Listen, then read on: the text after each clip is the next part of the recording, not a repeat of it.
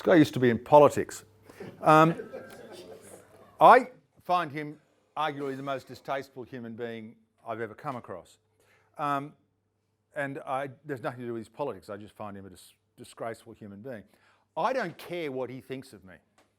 And he doesn't care what I think of him. I will never try to network with him. I have been at events where he is and he's gone around table to table and I've just stayed away from him. I have no interest in the man. He's not in my primary target market. I can't do business with him. I don't want a relationship with him and I don't care what he thinks of me. And that won't affect my business a bit. Not at all.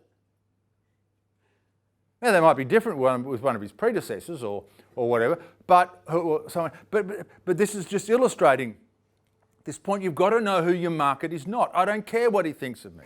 If somebody can't do business with you, don't put your energy into them. You can have them as friends or whatever, but don't focus on them as a target for your networking practices.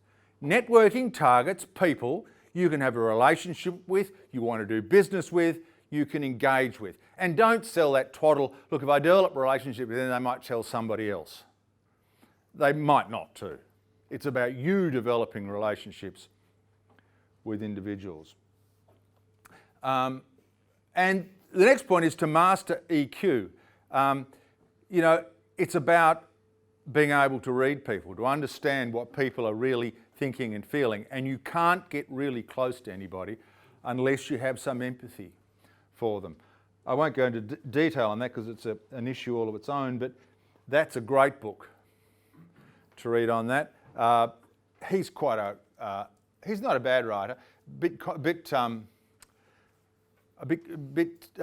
academic, but it's a very good book which talks to you about how to develop that emotional intelligence which allows you to engage with people you don't know and allows you to help make that first 30 seconds matter. So then we need to think about the message. When I meet you, I need to think, what do I want you to take away from this meeting? If I want to do business with, there's a chance I've identified you as a target market. What do I want you to take away? And what you're going to take away is essentially my personal brand. You're going to take away those attributes of me that you might or might not like. Those impressions you gained in the first 30 seconds and the other things you've gained during the course of the conversation. And that's what you're going to take away. That's going to form the foundation of our relationship.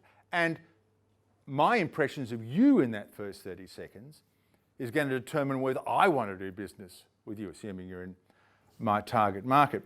And I've talked to people, I do a lot of lecturing on personal branding, and people say, I don't really have one, I've never paid any attention to it. Everybody has a personal brand. Everybody has a personal brand. Because a personal brand, by definition, is what other people say about you when you're not in the room. Now, there are people who say things about all of you when you're not in the room. That's your I can guarantee it. That's your personal brand. You'll say things about me when I'm not in the room. And that is for you, my personal brand. That's your impression of me. The difference between people who say they've got a personal brand and people who say they haven't is that the people that say they have one manage it. And this guy manages his personal brand. You know nothing about him at all, but we all think we do. We all think we know a lot about this guy. He manages the messages about him that get out there. I see all these clowns on LinkedIn with themselves photographed with Branson beside them, as if to say, by standing beside him, I'm sort of like him.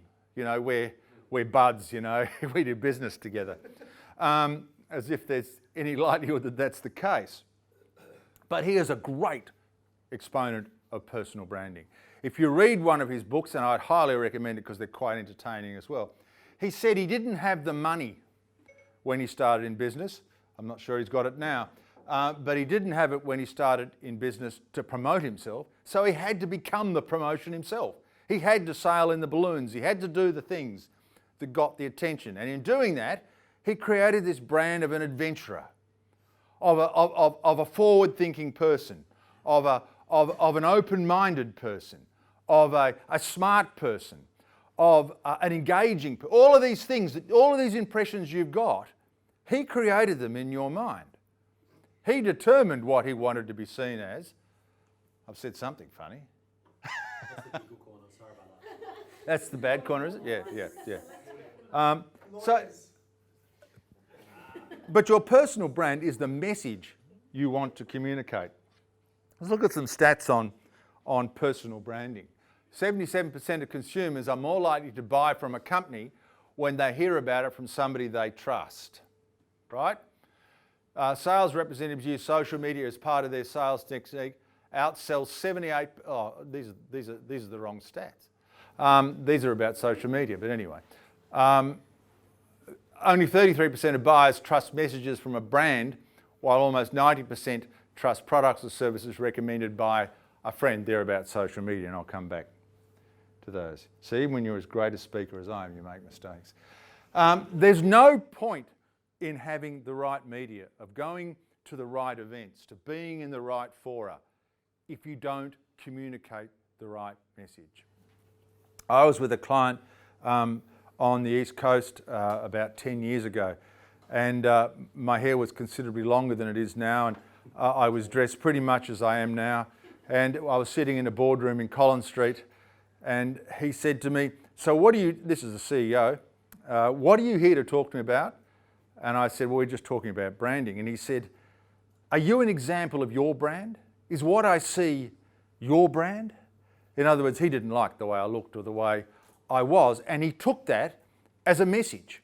This is not a guy I want to do business with. Now, as it turned out, we did do business for many, many years, and we're still friends to this day. It took me a while to recover from being slagged like that, but I did recover. No, not really. But I didn't care. But he gained an impression of me straight away, and he formed an opinion, and it took a lot of hard work from me to change it, because I was communicating a message to him that he didn't like. He was a CEO of a large financial institution, and it wasn't the way he looked at the world. He thought ties were important. He thought white shirts were important. He had a view on those things. So, do you have a personal brand? Yes, you do. Most people don't think they do, but they do. What is it? And the question there to think about there is, what do the other people in this room think of me? Now, you got up and made a talk, gave a little talk, trying to sell your services to each other, or at least present your services in a way that if there are buyers here, they might buy them. What do the other people here now think of you? Not of what you said, but what do they think of you? Do they think you're somebody they want to do business with? Do they think you're somebody they could do business with? Did you even think about that before you got up and spoke? Because it's really important. The personal brand you communicate affects whether they're going to do business with you. So, what is your personal brand?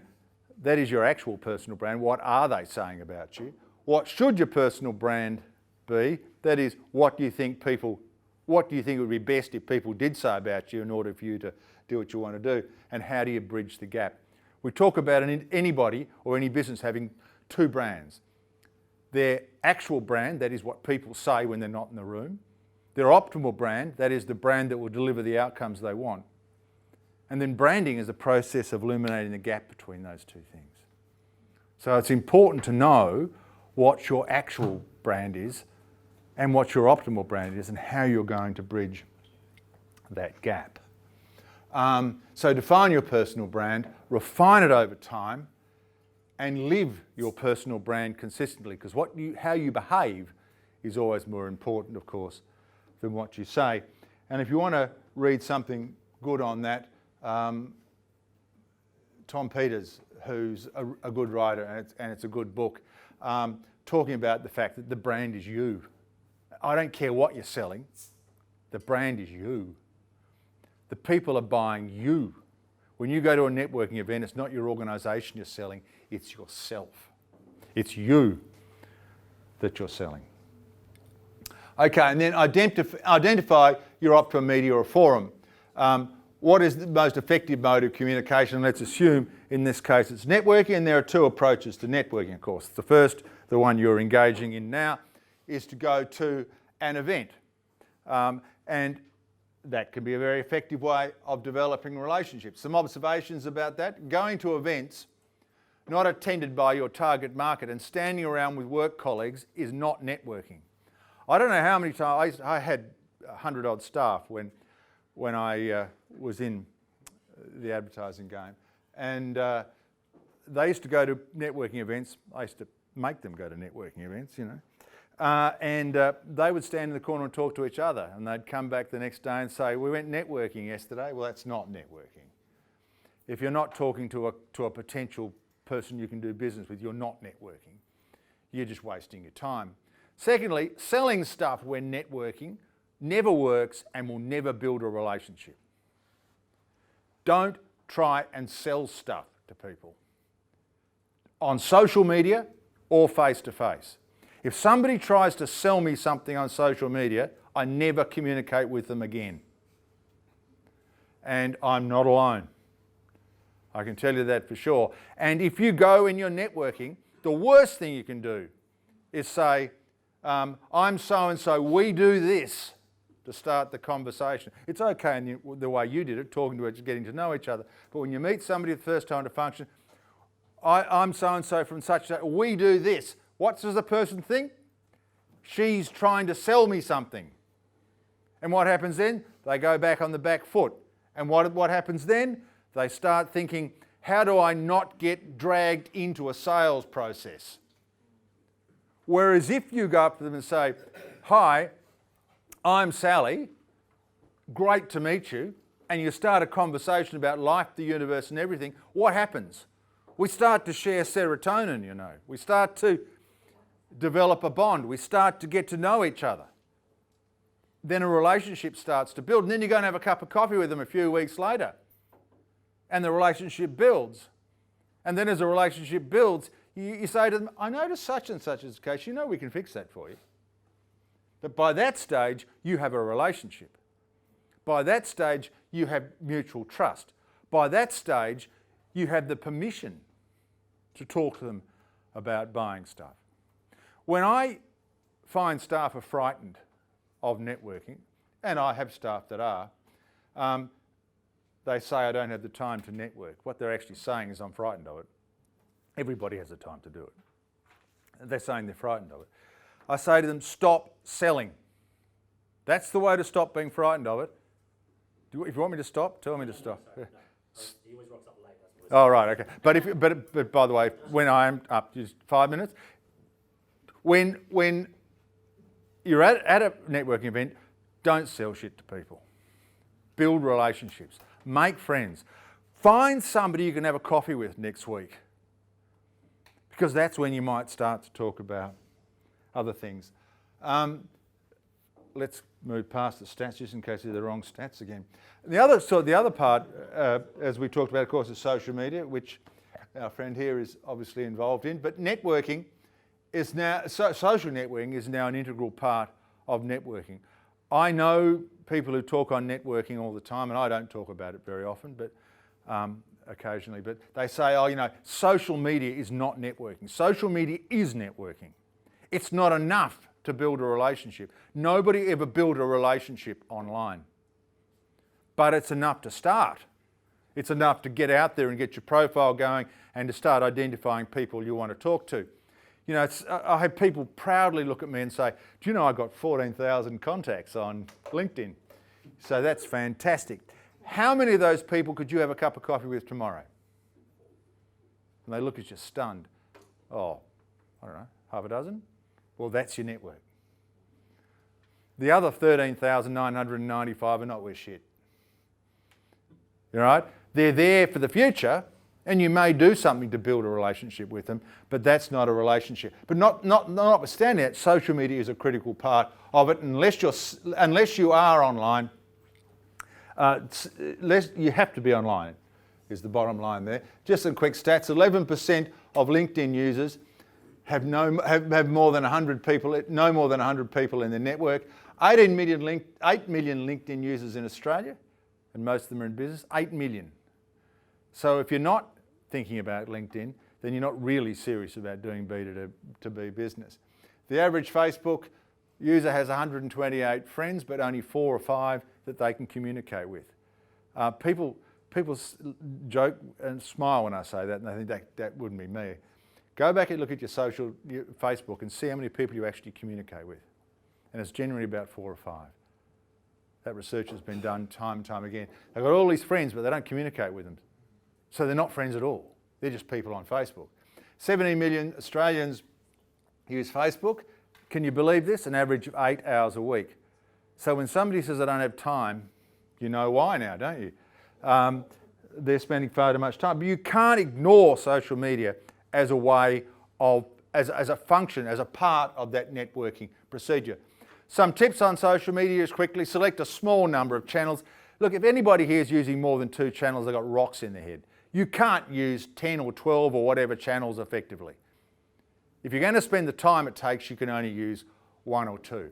Allocate time each day. You've got to do it every day, not occasionally, but every day. And if you're using something like Twitter, you've got to do it as often as Donald Trump does it.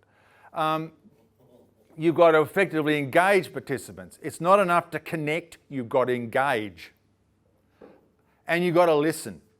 I reckon the best thing about social media is listening to what other people are saying, to what other people think, what other people want, and then using that to identify people I might want to do business with.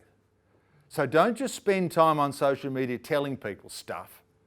Spend time there listening, reading, thinking about what other people are saying and saying, what does that mean about my business? How can I apply that? How does that help me better identify a prospect? Post high value content. You know that old ridiculous comment, content is king. Most content is rubbish, in which case it's not king, queen, prince, or it might be Prince Andrew, but it's nothing more than that. High value content is important. Content that is actionable, content that your target market can use. And it's not content that Mrs. Smith down the street can use. It's content that your target market, your audience can use. And act strategically and transparently, always. That's it. If you want to know any more about those things, you're welcome to visit my website. I hope that I at least provoked some thought, provided you with some ideas to think about. Visit my website, or you can give me a call and I will certainly provide any background you want. Give me a card or email me at that address and I will send you a copy of the presentation.